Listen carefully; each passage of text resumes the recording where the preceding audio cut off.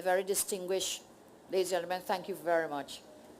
Very distinguished son of the soil of Tobago, Dr. Potts, thank you very much for being with us here today, and I'm sure Tobago people will be very proud of your achievements in the education sector as well. Senator the Honourable Persad-Karim, Minister of Tertiary Education and Skills Training, Honourable Ashworth Jack, Minority Leader of the THA, but I dare say that will not be for too much longer, Ashworth. Honourable Minister Delmon Baker, Honourable Minister Vanella Toppin, Honourable Minister Winston Gypsy Peters, members of the board, the chairman and board of the UTT, and indeed the whole team out of the UTT. Put your hands together and let us thank them, Minister Karim and that team, for the great work that they've been doing. Distinguished ladies and gentlemen all, Dr. Potts, I like music, so it's okay if the music passes up and down. We are in very exciting times in Tobago today, and for the next several days and weeks, a time of great excitement, a time of great hope and expectation, and a time for change. And so today we are here to make another change in Tobago. An exciting day for all of us, an exciting day for the children of Tobago, the young men and women of Tobago. And if I could ask the students who are here of the UTT to please stand and let us give them a round of applause.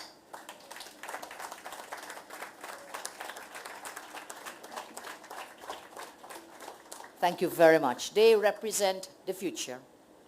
They are the result of changes that we brought, as Minister Karim explained earlier, when we opened the MIC campus, but we began classes for the Bachelors of Education. So that I believe you all will graduate next year. Next year will be your third year. Am I correct? Fourth year. God bless you. 4 years of tertiary level education.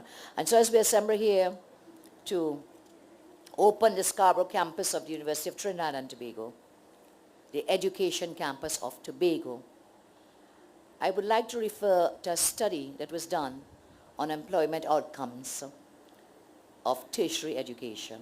Now, Honourable Ashworth Jack, Minister Karim, talked to us about the advantage of tertiary education. And I was just telling him that he is right on spot and right on point. Because research has shown empirical evidence is very clear that when you examine the earnings of those who participated in tertiary education and training initiatives, the studies found that students with a bachelor's degree earned 51% more than those who gained just a certificate. Students who left with master's degree earned 16% more than those with a bachelor's. It also found that the earnings for leavers, that is graduates, who completed a qualification increased 30% between your first and third year of employment. So young ones, that's the increase that you're going to see. This study, along with many others of a similar nature, clearly shows there's a very high correlation between your education and your income earning level. So we know that, we can see it happening. But the research shows very clearly that you stand to benefit and you stand to gain when it is that you engage in tertiary level education. Therefore, while we launch this campus for the people of Tobago, we should be mindful of how increasing opportunities for advancement benefits the development of a country and of a society. It not only brings you knowledge, but it brings you wealth and success, an improved quality of life. That is what tertiary level education can bring. You would have heard me speak many times before when I say that education is the passport out of poverty. Education is the key to improving the quality of your life. And so today, in order for Trinidad and Tobago to not only survive, but to thrive in the present economic circumstances, the labor force must be competent in a wide range of academic and vocational skills relevant to the needs of the labor market. And I want to compliment Ashworth Jack again for pointing to the need for hydrocarbon training here in Tobago. You would have heard we have already discovered natural gas in the territorial waters of Tobago, that the explorations there will continue, and so it is clear that Tobago will join as an equal partner in the nation state of Trinidad and Tobago, Tobago and Trinidad, by engaging in the energy sector for the first time in its history. The energy sector is the sector that gives us the greatest revenue, and so Tobago will have a chance equally to participate in that sector and therefore to derive more benefits from the energy sector. You will recall it was only last week, it seems, was it this week? It just seems so many days, earlier this week, when we opened the Cove Estate, at the Cove Estate, the gas receiving facility. For the first time, natural gas is coming directly to Tobago, which will help to drive development in Tobago. And there were 9 or 10 persons there who are Tobago residents.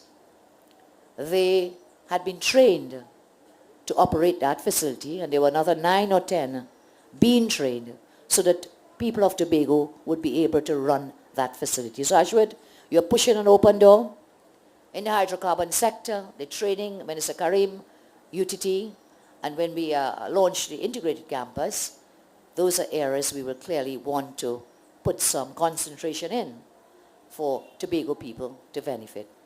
Right here, I'm advised by Minister Karim that on this UTT campus here, that there are many Tobago people employed. So new jobs have already been created through this campus here.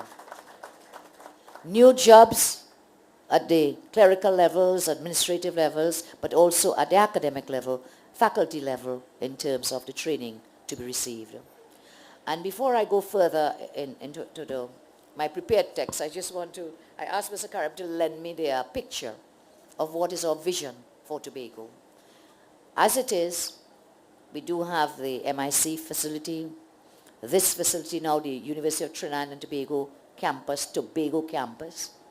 But our vision, which was a vision that Ashwood Jack joined the partnership to share with us, to make a change then in government, was for us to have a full campus in Tobago, so that the ills that he spoke of, with families being split up and the double spending on various things when people had to leave Tobago to go to Trinidad or elsewhere, that we could put an end to that for those who wish to stay right here in Tobago. And that vision he shared with us, which we adopted as part of government policy, was to bring for the first time in Tobago tertiary level education. We started it, as I said, with the MIC facility, with this facility, but our dream and our vision is for this facility to come on stream. And this would be the integrated campus of Tobago. Mr. Karim has already shared with you the various courses that would be involved in this integrated campus, in every range, in every field. And the dream and the vision is for this campus for Tobago people, or for anyone who wants to come in as well. Tobago people will get the education here. But then, as Mr. Karim explained, that we want to make Tobago into an education hub. What does that mean? What would it mean for you in Tobago? It would mean that you are not only dependent on tourism in the traditional hospitality sense. It would mean that should we be able to create this education hub here, that will become an area of tourism as well. Please welcome Minister of Justice, Ms. Moore. By becoming an education hub, you have another product to offer apart from sun, sea and sand. Because remember, the sun, sea and sand, so many other islands in the Caribbean have the blue waters of the Caribbean Sea, the sun, the sand, and the beaches. But should you become an education hub, then the region, people will be able to come in from the region to seek education here. And when they come, what would happen? more jobs for the people of Tobago. They will have to spend money here, so more revenue will come in for the people of Tobago. And so I ask you for us to work together to make this happen, that integrated campus. Whilst the campus is to be constructed, we will be creating construction sector jobs as well. And Mr. Karim has advised me, his designs, everything is there. The final site selection is to be made, and then construction will begin in the very near future. So we look forward to this integrated campus for the island of Tobago. There are some who are saying that we have already selected the site for the campus, and that we selected it because of some friend or family of someone. Nothing is further from the truth. The site has not been finalized. There is a site selection committee for that campus, and they have been looking at various sites in the east of the island, as Ashwat has indicated, and the final decision will be made in the near future. So I just wanted to debunk the idea. It seems that sometimes there are so many rumors that you're not sure what is the truth and what is not. I just wanted to clear the air on that.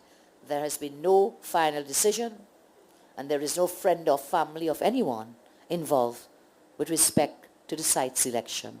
And so, for you here in Tobago, I think I'm saying that we want to get our workforce in such a state of readiness to take the jobs that become available and will become available. As many have said, the world is changing, and the kind of knowledge that you would have had 20 years ago is not the knowledge skills, not the competency sets that you need now. So that we need to get into those new areas and train our people here in Tobago and in Trinidad to take up any job that would arise in the near future. And so we can consider ourselves to be very fortunate to be among a few countries who offer education, a very critical resource for development, to our citizens freely. Minister Karim explained to you the whole concept of the gate and the opening up of the gate so that we are able to give tertiary level education freely. Now remember, very few countries can do that. And in the region, certainly, right here in our own region, Trinidad and Tobago is the only country, I believe, which offers free tertiary level education. Mr. Karim has explained my vision is one that is very based on education. And we will not close the gate. We will continue to open that gate so that all can benefit from free tertiary level education. Our framework towards sustainable development, from nursery education to tertiary education, led by Ministers Karim and Minister Gopi Singh, goes a long way to bolster confidence in our human resources and our institutions as we seek to effect a 60% participation rate at post-secondary tertiary education levels. This is very important. You would have seen other nations that have grown. They've grown because of the great investment made in education. The Singapore model, for example. And if you looked at the developed countries, a very high percentage of the population is engaged in tertiary level education. And so we are seeking to move the participation in tertiary education to 60%. That means 6 in every 10 persons will have access to tertiary level education. At present, I believe we are about 42%. We are at about 42%, and we intend to continue to grow the sector, the tertiary sector, to raise it up to 60%, which will then place us with the status level of a truly developed nation. Ladies and gentlemen, Mr. Karim has already dealt with you and shared with you the program, the GATE program, and what it offers. I want to share with you some of the things we have done under a government, a partnership government that works hand in hand with our partner, Ms. Ashwat Jack, and members of the TOP. We gave to Tobago the Tobago Technology Center in Bonaccord, where, as we know, UTT started their Bachelor's in Education program. The we gave here to the new OJT offices, and I'm advised that one will be located right here in Scarborough, and there'll be another one in Roxborough. This program will allow young people to acquire hands-on work experience. We have given Tobago the PTSC NESC Trade School to support the automotive industry, and later Mr. Jack will be opening that PTSC NESC Trade School right here in Tobago. We have given Tobago its own computer bus through YTEP, and this bus moves from community to community, training people in computer skills. We have also given you the Bethel Community Computer Training Facility, and this is a very proud achievement of MP Delmon Baker. Please give him a round of applause. We have given Tobago the offices for all key departments of the Ministry of Tertiary Education, including the NTA and the Accreditation Council. And God willing, there will be many more opportunities for this very blessed island of Tobago. If I speak a bit about this campus, I would want to share with you that this showcases our government's commitment to increasing access and participation in tertiary education and skills training throughout the nation. The campus, I'm told, will have about 500 trainees at part-time and full-time levels, and will provide opportunities for career and academic advancement. To complement the training delivered in Tobago, the ministry and its agencies will continue to breathe new life into tertiary education and training on the island of Tobago itself. I'm advised that both UTT and COSTAT have now put in place infrastructure and outfitted classrooms to have the programs, as Mr. Karim describes, using distance learning technology via the internet. We now have the ability to expand the number of programs offered through the use of the technology, allowing for programs to be done through video conferencing. I urge you, as you're here today, to visit the Smart Classroom, which links the UTT education campuses in Val St. Corinth and this campus in Scarborough. And may I say to you, UTT students, my son is also a student of the University of Trinidad and Tobago at the Corinth campus in Trinidad. So I'm very proud of the work of the UTT.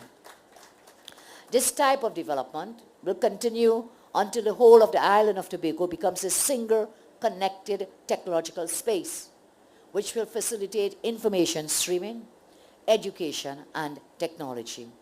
What my government intends to deliver here in Tobago, ultimately, as I said, is a Tobago Integrated Learning Campus. That will be the largest facility of its kind for training and development in the areas of technology, entrepreneurship, and a host of vocational skills for people right here in Tobago. This will see an international campus being built to accommodate UTT, UWI, and COSTAT, and will be used as a catalyst to the development of Tobago in areas of computing, business, merchant, marine, oil and gas, and medicine. My vision as well, and that of all of us who share the dream of equality for Tobago, is for the Scarborough Hospital to become a teaching hospital right here in Tobago. And so, all these things we do with you. Today's launch of the UTT Scarborough campus is a great accomplishment. And Ashwet, you're pushing an open door again, and I know your students here will be very happy when I say I give my commitment today that we will establish a library for you on this campus, should the space permit. And of course, I know after Monday, you will complete the library in Scarborough. So friends all, we want to thank you. As we say, we do not allow space and place to hamper or to be an obstacle to ensure an equality of opportunity and equal access to education. No longer will geographical constraints stop us in our efforts to deliver equitably sustainable academic programs to the people of Tobago. Through avenues such as the recently launched Jobs and Career Coaches, as well as other ministry initiatives for training and education, we want to ensure that Tobago people receive their fair share of opportunities for educational advancement. As I close, I say, my friends, fellow citizens, we assure you that you will not be left behind. It is my sincere belief that we can be separate but equal. We can be different but united. Disconnected we may be in geography, but unified in purpose. Let us all, therefore, continue to work together to build a better Trinidad and Tobago. May God continue to bless each and every one of you. May God continue to bless Tobago. May God continue to bless Trinidad. And may God continue to bless our great nation, Trinidad and Tobago. I thank you very much.